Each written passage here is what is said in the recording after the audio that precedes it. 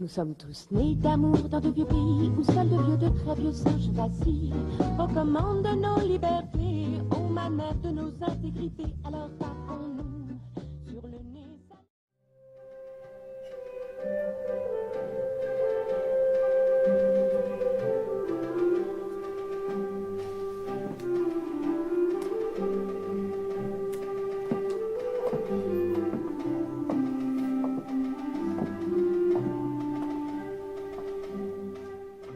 Si à 25 ans tu n'es pas marié, tu auras de bonnes raisons d'avoir honte.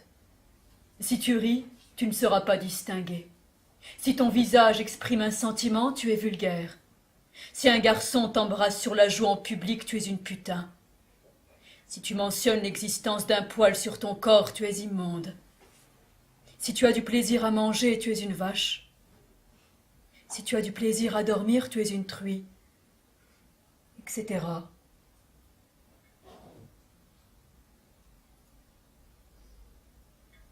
Ces préceptes seraient anecdotiques s'ils ne s'en prenaient pas à l'esprit.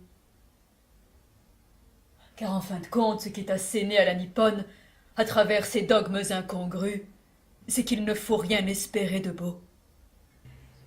Petite, je voulais devenir Dieu. Moi, très vite, je compris que c'était trop demandé, et mis un peu d'eau bénite dans mon vin de messe, je serais Jésus.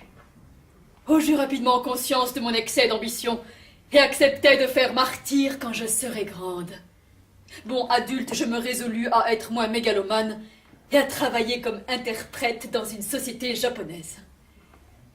Et là, c'était trop bien pour moi. Et je dus descendre un échelon pour devenir comptable. Mais il n'y avait pas de frein à ma foudroyante chute sociale. Je fus donc muté au poste de rien du tout. Malheureusement, j'aurais dû m'en douter. Rien du tout, c'était encore trop bien pour moi. Et ce fut alors que je reçus mon affectation ultime, nettoyeuse de chiottes. Il est permis de s'extasier sur ce parcours inexorable de la divinité jusqu'au cabinet. On dit d'une cantatrice qui peut passer du soprano au contralto qu'elle possède une vaste tessiture.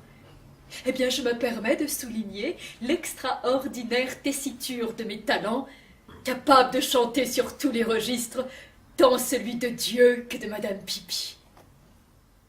Oh, la stupéfaction passée, je ressentis un soulagement étrange. L'avantage quand on récure des cuvettes souillées, c'est que l'on ne doit pas craindre de tomber plus bas.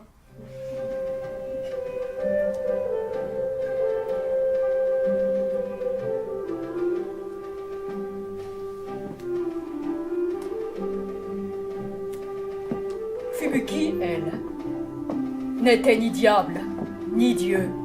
C'était une japonaise.